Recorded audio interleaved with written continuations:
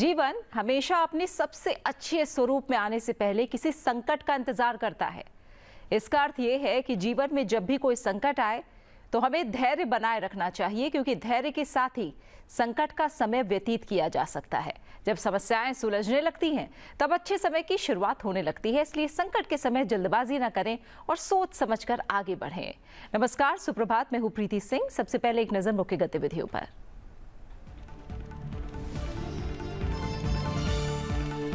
प्रधानमंत्री नरेंद्र मोदी और Abu Dhabi के क्राउन प्रिंस अल नहयान की दिल्ली में द्विपक्षीय वार्ता। भारत और यूएई के बीच रणनीतिक साझेदारी को और गहरा करने पर हुई चर्चा। परमाणु ऊर्जा, तेल और फूड पार्क समेत 5 समझौतों पर हस्ताक्षर। क्राउन प्रिंस ने राष्ट्रपति द्रौपदी मुर्मू से भी की मुलाकात।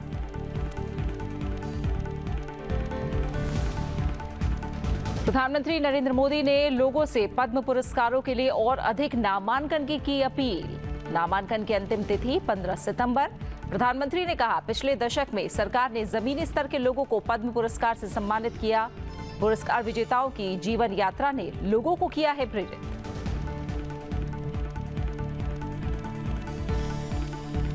आतंकवाद और बंधक बनाने की घटनाओं की भारत ने की निंदा। विदेश मंत्री एस जयशंकर ने सऊदी अरब की राजधानी रियाद में भारत खाड़ी सहयोग परिषद के विदेश मंत्रियों की पहली बैठक में कहा, हम जल्द से जल्द करते हैं युद्ध विराम का समर्थन। विदेश मंत्री ने खाड़ी देशों के समकक्षों के साथ की द्विपक्षीय बैठकें।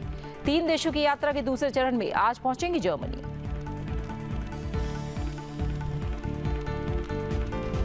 गृहमंत्री अमित शाह आज नई दिल्ली में 14C के पहले स्थापना दिवस समारोह को करेंगे संबोधित। I4C के पहले स्थापना दिवस समारोह को संबोधित करेंगे गृहमंत्री। साइबर अपराध से सुरक्षा के लिए प्रमुख पहलों का करेंगे शुभारंभ।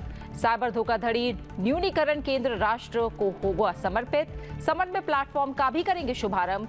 साइबर कमांडोज कार्यक्रम और सस्पेक्ट रजिस्ट्री का भी करेंगे उद्घाटन।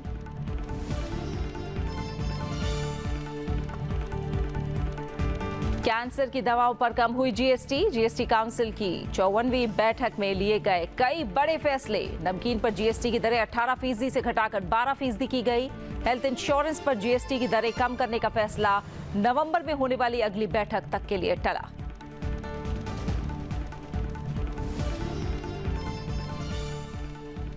प्रधानमंत्री नरेंद्र मोदी ने नई दिल्ली में अबू धाबी के क्राउन प्रिंस शेख खालिद बिन मोहम्मद बिन जायद अल नहयान से बातचीत की है।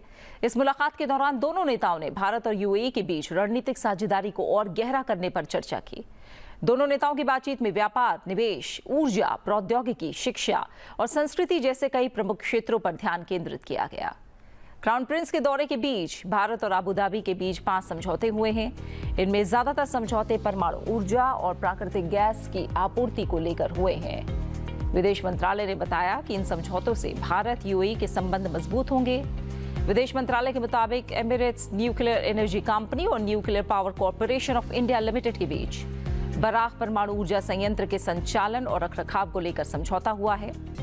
इसके अलावा Abu Dhabi national oil company और इंडियन ऑयल कॉर्पोरेशन लिमिटेड के बीच लंबे समय तक एलएनजी तरल प्राकृतिक गैस की आपूर्ति के लिए भी समझौता हुआ है।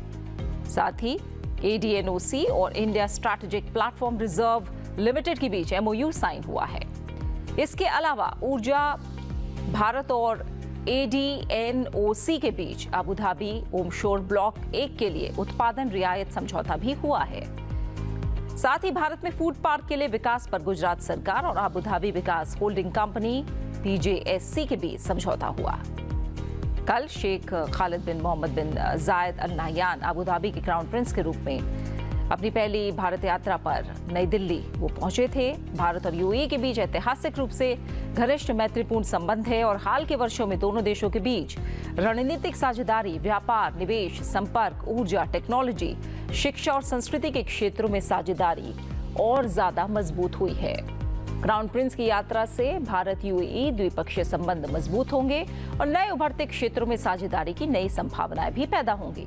2022-23 में भारत यूएई का व्यापार $85 बिलियन तक पहुंचा, जो यूएई को चीन और अमेरिका के बाद भारत का तीसरा सबसे बड़ा व्यापारिक साझेदार बनाता है। और अल नाहयान आज मुंबई जाएंगे, जहां वो भारत यूएई बिजनेस फोरम में हिस्सा लेंगे। ये फोरम दोनों देशों के बिजनेस लीडर्स और अधिकारियों को भविष्य में कई क्षेत्रों में सहयोग को और बढ़ाने के लिए विचार विमर्श करने का मंच प्रदान करती है। इस मौके पर Bharat UAE virtual trade corridor और वीटीसी को आगे बढ़ाने के लिए मैत्री इंटरफेस पर शुरू किए गए काम का सॉफ्ट लॉन्च भी किया जाएगा। प्रधानमंत्री नरेंद्र मोदी 11 सितंबर को सुबह लगभग 10:30 बजे उत्तर प्रदेश के ग्रेटर नोएडा स्थित इंडिया एक्सपो मार्ट में सेमिकॉन इंडिया 2024 का उद्घाटन करेंगे। इस अवसर पर प्रधानमंत्री लोगों को संबोधित भी करेंगे। प्रधानमंत्री का विजन भारत को सेमीकंडक्टर डिजाइन, विनिर्माण और टेक्नोलॉजी विकास के लिए एक वैश्विक केंद्र के रूप में स्थापित करना है। इस विजन के अनुरूप सेमिकॉन इंडिया 2024 का आयोजन 11 से 13 सितंबर तक किया जाएगा। इसका विषय शेपिंग द सेमीकंडक्टर फ्यूचर है। 11 से 13 सितंबर तक चलने वाले 3 दिवसीय सम्मेलन में भारत की सेमीकंडक्टर संबंधी रणनीति और नीति का प्रदर्शन किया जाएगा, जिसमें भारत को सेमीकंडक्टर के लिए एक वैश्विक केंद्र बनाने की परिकल्पना की गई है। इसमें वैश्विक सेमीकंडक्टर दिग्गजों के शीर्ष नेतृत्व की भागीदारी देखने को मिलेगी और सेमीकंडक्टर उद्योग के वैश्विक स्तर के दिग्गजों, कंपनियों, विशेषज्ञों को एक मंच पर लाया जाएगा। इस सम्मेलन में 250 से ज्यादा प्रदर्शक और 150 वक्ता भाग लेंगे। देशवासियों से उनका आत्मविश्वास छीन लिया था। आक्रमणकारियों के शोषण और गरीबी ने समाज को कमजोर बना दिया था। आज एक Bharat global supply chain. It draws on inspiration from visionaries and insights from experts. New connections spark ideas and partnerships. New collaborations help us overcome our steepest challenges and make us stronger. Over time, the little things come together in ways we never thought possible. Solving problems, making life better, and helping us to grow sustainably. When we harness the power of togetherness, we unlock a world of limitless potential to create an extraordinary future. Semicon, stronger together. प्रधानमंत्री नरेंद्र मोदी ने देशवासियों से प्रतिष्ठित पद्म पुरस्कारों के लिए नामांकन प्रक्रिया में सक्रिय रूप से भाग लेने का आग्रह किया है। पद्म पुरस्कारों के नामांकन की अंतिम तारीख 15 सितंबर है और प्रधानमंत्री ने उससे पहले लोगों से आग्रह किया। प्रधानमंत्री नरेंद्र मोदी ने समाज में महत्वपूर्ण योगदान देने वाले जमीनी स्तर के नायकों को पहचानने के महत्व पर जोर दिया और लोगों से अपील की है कि ज्यादा से ज्यादा नामांकन करें।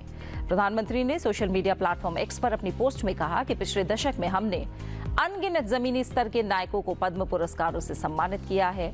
पुरस्कार विजेताओं की जीवन यात्रा ने अनगिनत लोगों को प्रेरित किया है। उनके समृद्ध कार्य में धैर्य और दृढ़ता स्पष्ट रूप से दिखाई देती है। प्रणाली को अधिक पारदर्शी और सहभागी बनाने की भावना से हमारी सरकार लोगों को विभिन्न पद्म पुरस्कारों के लिए दूसरों को नामांकित करने के लिए आमंत्रित कर रही है। उन्होंने आगे कहा कि मुझे खुशी है कि कई नामांकन आए हैं। नामांकन की आखिरी तारीख इस महीने की 15 तारीख है और मैं ज्यादा से ज्यादा लोगों से प्रेरक व्यक्तित्वों को पद्म पुरस्कारों के लिए नामांकित करने का आग्रह करता हूं।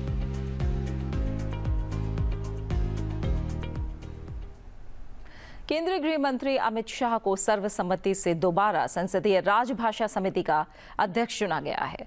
नई सरकार के गठन के बाद संसदीय राजभाषा समिति के पुनर्गठन के लिए नई दिल्ली में समिति की बैठक आयोजित की गई थी। इस बैठक में अमित शाह को समिति का अध्यक्ष चुना गया। साल 2019 से 2024 के दौरान भी अमित शाह समिति के अध्यक्ष थे।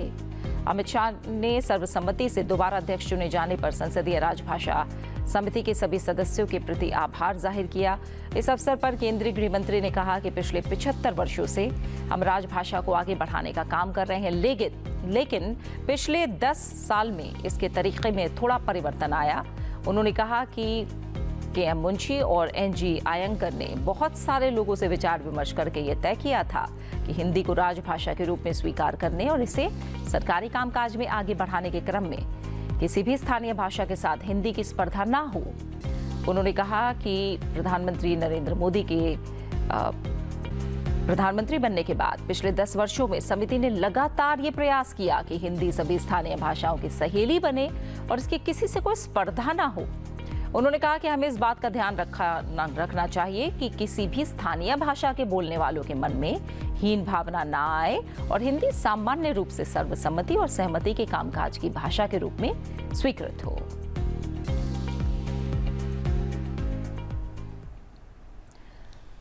केंद्रीय गृह और सहकारिता मंत्री अमित शाह आज नई दिल्ली में I4C के प्रथम स्थापना दिवस समारोह को संबोधित करेंगे और साइबर अपराध से सुरक्षा के लिए तमाम प्रमुख पहलों का शुभारंभ भी करेंगे। इस दौरान गृह मंत्री साइबर धोखाधड़ी न्यूनीकरण केंद्र राष्ट्र को समर्पित करेंगे। CFMC की स्थापना नई दिल्ली स्थित भारतीय साइबर अपराध समन्वय केंद्र यानी I4C में की गई है, जिसमें प्रमुख बैंकों, वित्तीय मध्यस्थों, भुगतान एग्रीगेटर्स, दूरसंचार सेवा प्रदाताओं, IT मध्यस्थों और राज्यों और केंद्र शासित प्रदेशों की कानून प्रवर्तन एजेंसियों के प्रतिनिधि शामिल हैं। ये सभी हितधारक ऑनलाइन वित्तीय अपराधों से निपटने के लिए तत्काल कार्रवाई और निर्बाध सहयोग के लिए मिलकर काम करेंगे। CFMC कानून प्रवर्तन में सहकारी संघवाद का एक उदाहरण पेश करेगा। अमित शाह समन्वय प्लेटफॉर्म का भी शुभारंभ करेंगे। इस अवसर पर केंद्रीय गृह और सहकारिता मंत्री साइबर कमांडो कार्यक्रम का भी उद्घाटन करेंगे। अमित शाह सस्पेक्ट रजिस्ट्री का भी उद्घाटन आज करने वाले हैं। भारत और खाड़ी सहयोग परिषद ने सोमवार को दोनों पक्षों के बीच सहयोग बढ़ाने के तरीकों पर चर्चा की और स्वास्थ्य, व्यापार, सुरक्षा, ऊर्जा, कृषि और खाद्य सुरक्षा सहित विविध क्षेत्रों में गतिविधियां संचालित करने के लिए एक संयुक्त कार्य योजना को मंजूरी दे दी है। विदेश मंत्री एस जयशंकर ने कतर के प्रधानमंत्री और विदेश मंत्री शेख मोहम्मद बिन अब्दुल रहमान के साथ रणनीतिक वार्ता के लिए पहली भारत GCC संयुक्त मंत्री स्तरीय बैठक की सह अध्यक्षता की। इस बैठक का उद्देश्य भारत और खाड़ी देशों के बीच संबंधों को और मजबूत करना है। इस दौरान विदेश मंत्री एस जयशंकर ने कहा कि एक सामूहिक इकाई के रूप में GCC भारत के लिए काफी मायने रखती है और ये भारत का विस्तारित पड़ोस है। उन्होंने साझेदारी के 4 प्रमुख स्तंभों लोग, समृद्धि, प्रगति और सुरक्षा को रेखांकित किया। साथ ही कहा कि समृद्धि बढ़ाने के लिए दोनों पक्षों के बीच बातचीत महत्वपूर्ण है। उन्होंने भारत GCC मुक्त व्यापार समझौते को जल्द पूरा करने का आग्रह भी किया। The current situation in Gaza is now understandably our foremost concern. India's position in this regard has been principled and consistent. While we condemn acts of terrorism and hostage-taking, we are deeply pained by the continuing death of innocent civilians. Any response must take into account the principles of humanitarian law. We support a ceasefire as soon as possible. On the larger issue, we have consistently stood for a resolution of the Palestinian issue through a two-state solution. We have also contributed to the building of Palestinian institutions and capacities. Where humanitarian situation is concerned, we have provided relief and increased our support to UNRWA. वित्त मंत्री निर्मला सीतारमण की अध्यक्षता में 54वीं GST council की बैठक में कई महत्वपूर्ण फैसले लिए गए। इनमें कैंसर की दवाओं पर GST में कमी, नमकीन पर टैक्स घटाना और मेडिकल इंश्योरेंस प्रीमियम पर GST में कमी पर विचार करने के लिए समिति का गठन शामिल है। कैंसर की दवाओं पर GST दर 12% से घटाकर 5% कर दी गई है, जिससे इलाज की लागत अब कम होगी। नमकीन और कुछ स्वादिष्ट खाद्य पदार्थों पर GST दर 18% से घटाकर 12% की गई है। वहीं कार सीट्स पर टैक्स बढ़ाकर 28% कर दिया गया है। स्वास्थ्य बीमा पर GST दर घटाने के लिए एक GOM का गठन किया गया है। धार्मिक पर्यटन के लिए हेलीकॉप्टर सेवा लेने पर 18% के बजाय 5% GST चुकाना होगा। GST काउंसिल ने विदेशी एयरलाइंस कंपनियों की ओर से सेवाओं के आयात को GST से मुक्त रखने का फैसला लिया है। Status on, if many of you all will recollect, we had taken this decision on the casinos, online gaming and horse race, and at that time we said after the notification and after its implementation, 6 months after that, we will come up with a status. So even that status on online gaming and casinos was also presented to the council. I just want to give you one nugget from that online and casino-based status which was submitted to the council.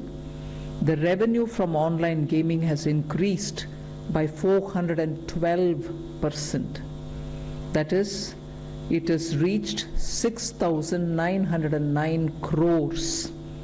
Just for 6 months, I'm giving you the figure. This amount, 6,909 crore, is earned in a period of 6 months. There were 2 status reports to be submitted. I'll start with them. One is the GOM, the group of ministers, on the rate rationalization, and the other is the GOM on real estate, both of whom had to submit or present a status report to the council, post which these discussions can happen subsequently. रक्षा मंत्री और rail मंत्री की उपस्थिति में भारतीय सेना और भारतीय वायुसेना ने रसद संचालन में कर्मियों के कौशल को बढ़ाने के लिए गति शक्ति विश्वविद्यालय के साथ समझौता ज्ञापन पर हस्ताक्षर किए हैं।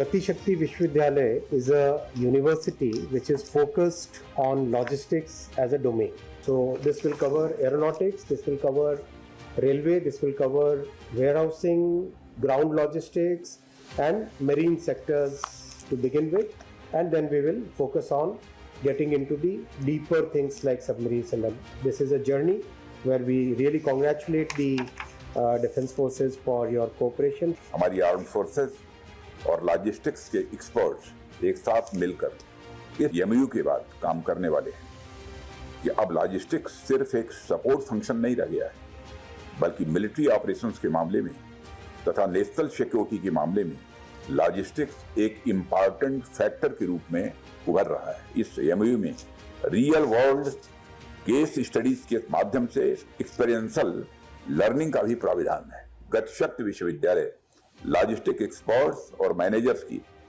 एक नई पीढ़ी को आकार देने में मदद करेगा, जो मॉडर्न वॉरफेयर की डायनेमिक नीड्स को भी वो फुलफिल कर पाएंगे। प्रधानमंत्री जी के नेतृत्व में जो हमारा देश पीएम गति शक्ति इनिशिएटिव और नेशनल लॉजिस्टिक पॉलिसी के इम्प्लीमेंटेशन पर कार्य कर रहा है, उस दौर में यह समझौता पूरी तरह से हमारे नेशनल ऑब्जेक्टिव के साथ मेल खाता है।